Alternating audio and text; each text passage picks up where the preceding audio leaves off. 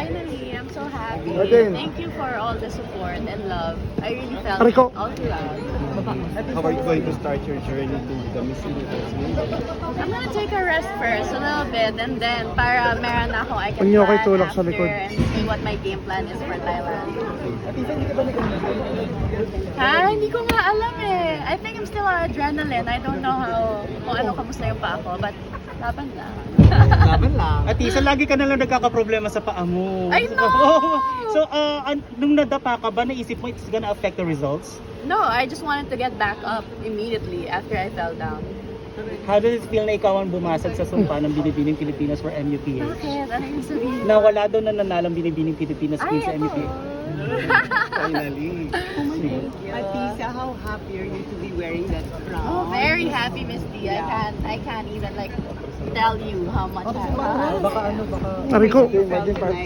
Can you tell us what Phone, happened? pababa Did you konti. trip on your dress, or like did you just miss a step, or you just? I got caught in my dress. Yeah, and then after I fell down, all I wanted was to get back up. Yeah. Yeah. Everyone was really impressed kasi parang walang nangyari. Ah, Like, that's you were good. Just game face. Are you hurt or anything?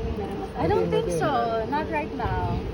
Sabi nila, Destiny daw ang Miss Universe Philippines. I believe in that So also. did you feel na before the competition, parang sila talaga magandang duel? Alam mo, Miss D, I had so many signs.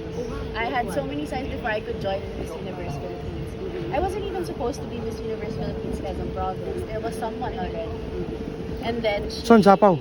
she backed out, and then I was even in Lawag, and I had to book a flight to get to the contract signing, and even that happened.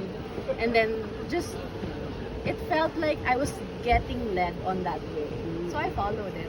Because that rarely happens. Pero yung journey mo between from the start, like when you signed up until now, so how was it for you? Were you getting more and more confident, or did you feel like the competition na talagang matindi? Although you were always a favorite. Matindi talaga the competition because you've seen the top 6. Any of us could be crowned and we'd still have a good fight in Thailand. And I'm just very happy that the judges chose me. Yeah. Well, what about this gown of Papa, di ba? Tito Val.